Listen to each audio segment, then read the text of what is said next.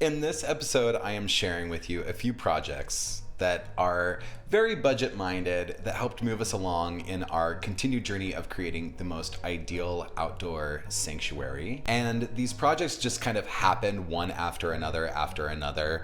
But in a way, it's about completing things for safety, it's about completing things for aesthetic reasons, and it's also about just creating something really, really beautiful. So I do hope it provides a little inspiration for you. And otherwise, also provides a little context for future uploads.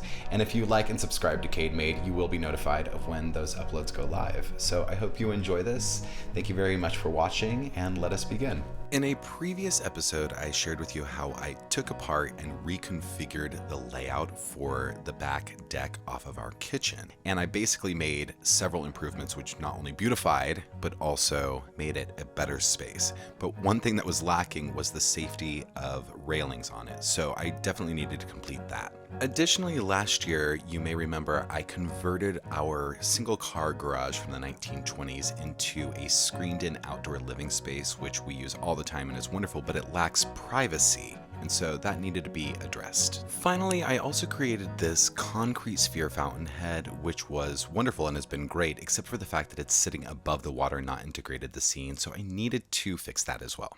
I first began with the hopes of building a walkway to branch two parts of the yard and began digging out this area so I could place gravel and stones in it to get from one place to the other, but it had an additional use, and I wanted to make, when we had heavy rains coming down the driveway, I wanted to leave a place for them to drain and go into another portion of the yard.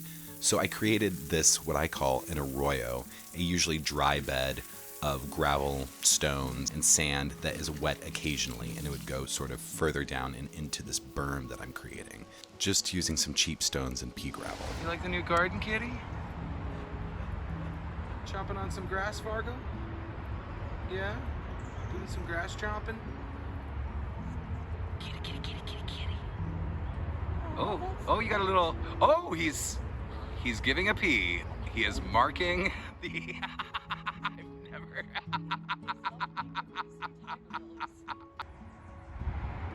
Yesterday's progress felt like a good path forward, getting the beginning of what we're going to do in terms of landscaping.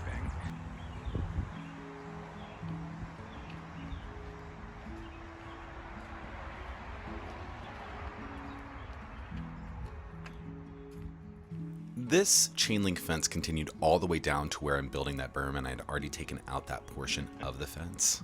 Oh, Mr. Fargo.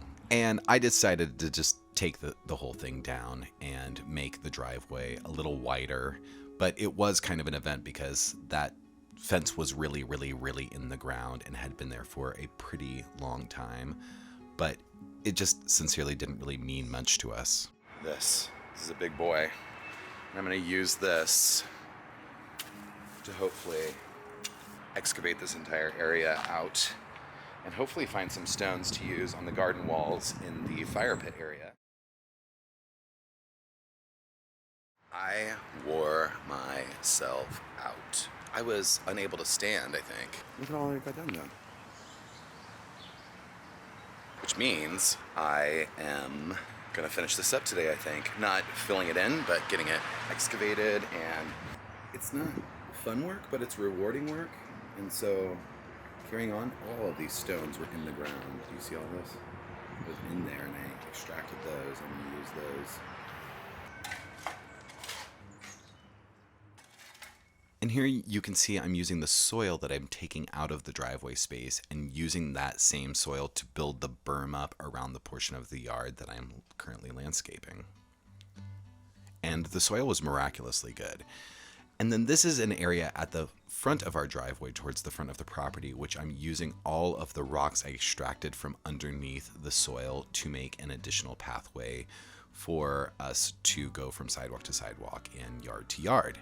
And these are granite cobblestones, which Mike has been searching for and finding all around our neighborhood for quite a while, but they make a great garden edge, which is fantastic just for keeping the plants and the sidewalk separated. This is kind of funny. So this is the potting shed garden, if you remember that video, and I had lined all of the pathways with such an excess of pea gravel that we have been using it in other spaces of the yard since then, and we're finally getting down to a really like workable, walkable pathway there. But I'm using that same pea gravel to level these stones underneath and also create a space for drainage, because this area of our driveway also had some puddling happening when there were heavy rains, but really working that pea gravel into the driveway. So here's my finished arroyo, and it's just so cute, and it kind of like incorporated itself into the little garden there. And then I needed to complete the rest of the stone rock wall that continued around the fire pit area. And all of these stones were either extracted from our yard or extracted from dumping places or abandoned lots around our neighborhood. And fitting the stones together so that they not only fit well, but looked well together. And with many plants in our garden, we phoned a friend or family member and split plants that they had in their yards, which these hostas came from Mike's mom and dad's house, and looked great. And then this is a annual fern that I did for fluff. So this is a funny one. There's a program in our city where you can have a free wood chip delivery from tree companies that have done tree trimmings and put them through the chipper in these trucks. And they will come at a moment's notice, like basically almost unannounced, and deliver just an entire truckload of wood chips. So we had this done, and we were left with the task of distributing this very large amount of wood chips in our backyard. And we did it. It took a gas-powered tamper, but it is a great base for laying sod in the future, so I guess it worked out for the time being. The concrete sphere garden tutorial, which you may have seen, was a very, very fun project to do and turned out great, except for this vessel that I chose to use as the water reservoir for the fountain. And what was not working was the reservoir was too small for the sphere, and I was constantly trying to lift it above the water line in order for the water to circulate appropriately. It didn't work. Also, it didn't look incorporated into the landscaping, and so as I had originally intended, I decided to open up the entire space and excavate dirt out so that I could fit a larger pond liner. And I picked it up at the hardware store. It was $50. It was quite a bit larger than what I needed. And surprisingly, after I filled it up, the rock line, which I had originally created, was just about level and perfect. So I cut down the liner, and then I used the stones I had to tuck that liner underneath, and then found a few more large ones to better naturalize the whole pond and make it look a little bit more incorporated into the landscape. And after that, I also added rocks into the water itself, as well as pea gravel. I just didn't film that. And I put the fountain back in. It fit perfectly. Brought out my old trusty little pump for the garden sphere fountain and got it operating. And it just really turned out great. And it was a one-day project.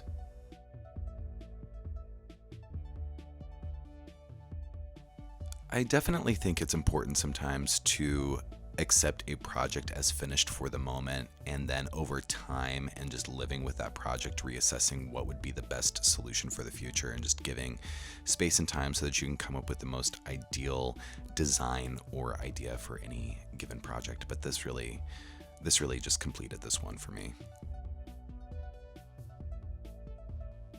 We affectionately call our outdoor living space the tea house, and it lacked privacy after I finished that space. So I found areas where I thought would be the best to lay some posts down, and I went and picked those up in my trusty old 1987 BMW, which I recently sold, but it was time to go. But look at that tie-down job, and I moved so many apartments on that car you would never believe. And then using my post hole digger, I broke ground and began to dig those holes. And they have measuring tools on there, but they don't tell you how long it's actually going to take. But I aligned those holes the best I could across the drive with string and a corner. I don't know. It did turn out mostly the correct way, the straight way. But there's something very primitive about digging post holes and digging, because it feels like it's never going to end, but you eventually get down to something. And in my case, it was clay, as per usual. Here I am hammering a supportive post into the ground, which will be used in the leveling process of setting my permanent posts. And while we're speaking of support, if you wouldn't mind pounding that like button and slamming that subscribe button, you know it helps keep Cade Made on the YouTubes. And just getting those done, I had a little success dance for my own first win of this, and then it was getting down to the second win, which was a bit of a mystery because I so confidently laid down that first post for this supportive structure, but I didn't have any idea what I was doing, and Mike was on a road trip, so I was in this alone in my own way. But although very little on our property and in our home is actually completely level, the value of getting things measured and leveled correctly is undeniably the most important part of any project. So getting this correct led the rest of the project in the correct direction. So I'm so happy that I just took my time, I experimented, and I got it right in the end. And using 50-pound bags of fast-setting Quickcrete, I did a dry pour, and I simply poured it in dry and then sprayed it down several times and adding layers of the Quickcrete as I wetted it down, and it set totally appropriately. Okay, we did it. The posts are in, and they are tall, and they are in. I think all in all, I used 10 things of concrete. They're sturdy. This is good. This is all very good. I need to go to the hardware store, and I need to get two 12-foot pressure-treated 2x8s to go span that for that upper trellis, and we're just going to go from there. There are many significant and sometimes people would call traditional architectural forms or elements or motifs that people use in architecture, and sometimes when you have a classically styled home with historic architecture, it's better to use a more corresponding form to the history of your home and not taking something super modern, for example. I am so proud of myself the way I used the template of each side of this to create the additional forms, and it just created a continuity and a consistency in those. That's pretty good. That one's a little off, whatever that one is, but those three look great. Well, anyways, I guess we did it. Look who just showed up for work. He was napping inside. And he just showed up now right after I finished those cuts. You here to help? Are you gonna help me hoist these up? You here to help, buddy? Oh, you're here to help. Oh, you're so cute. Okay, so anyways, let's get back to this. This is just an opportunity for me to remind you to phone a friend, ask for help, even when your partner may not be out of town and you have a problem asking for help from people and you don't want to call or you don't want to ask for any help. But you find success no matter how hard it is and unsafe it is. So be safe, phone a friend, wear protection, and as I always try to say to myself, if it feels like a bad idea, there's probably a better idea. Don't try this at home. But I did. I literally DIY'd it, and I succeeded, and so there's that. But still, I'm supposed to say this, right? Oh, just as the rain begins. Here I am making pocket holes for what will eventually be a frame for lattice to go up to help the vine grow up the side of this trellis and then eventually over. And I'm using 1x1 inch pine furring strips, and because it's slightly protected and will be painted, it won't break down that easily, and it's much less expensive than pressure treated wood for a small sort of side portion of the project like that. But the rest is pressure treated. And then I'm simply painting the trellis the same outdoor paint color as the house paint. And it applied totally fine and no worries at all. And I think looks great. Here I am marking equal distant measurements for what will be the spindles at the top of the trellis. And what's funny is about these are reused pieces of pressure treated spindles from the deck on the neighbor's house where I did a modification on there, but I just screwed those in. And using originally 6-foot tall dog ear pressure treated wood pickets for any fence, I cut them down for the total height of what I wanted this privacy fence to go up to. Just simply applied them 1x1x1. One thing I did discover is that after I had built this structure, the pickets shrank, so you want to make sure that they've dried a little bit in the sun and they weren't on a pallet like how I found mine. I intended this next element to be sort of a branching element on those pickets to give it strength, and as you see, I'm using my Brad stapler to install everything. And The good thing about those is that I was able to use small screws to go through the backside and give that additional structure for that, but that wasn't entirely thought through. But I do like the way it turned out generally for being an unplanned project, and the house colors looked nice in a simple design as such. This is actually a more recent project, and our friend Katrina, you may remember her as the Zhizh Army on the cabin video. She helped inspire and then helped me actually create this in just a couple of days, but we had a great time, and we made choices, and then we unmade those choices, like the underphrase for the like-minded. Solving the issue from having the driveway just peer onto our total hangout spot, the tea house, was just an amazing upgrade entirely. But the aesthetic of this is just wonderful. It's adding green. It made that courtyard with that table. I made this additional gate to get into the backyard, and it's just a great concept overall. I'm super proud of it. I'm headed to the little deck of mysteries, and you can see there's a door right there, and there's the garage door panels right there. Things, and I think Mike and I are going to clean this out to see what materials we can use for some of these last little projects, which I'll show you in a little bit. With every little thing that we've decommissioned and taken apart around the house, we've honestly kept until we've found absolutely zero way we could use it. So there was a lot of things that we could use for this project, but there was a few things that were going to need to be new in order to build these deck rails. So I did go out and I did buy some supplies while using other things that were around. I measured and cut each 8-foot 4x4 into 2 posts. And after I cut all of my different posts, I measured what would be the upper portion railing and then where it will attach to the deck from the outside of the portion of the deck, which you'll see in a minute. But I measured everything together so that everything was at exactly the same height.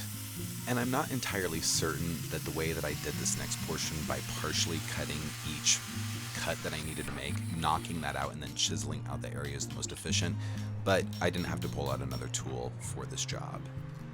And then cutting a corner of what you'll see will just conclude the bottom portion of each post where it's attaching to the facing of the deck.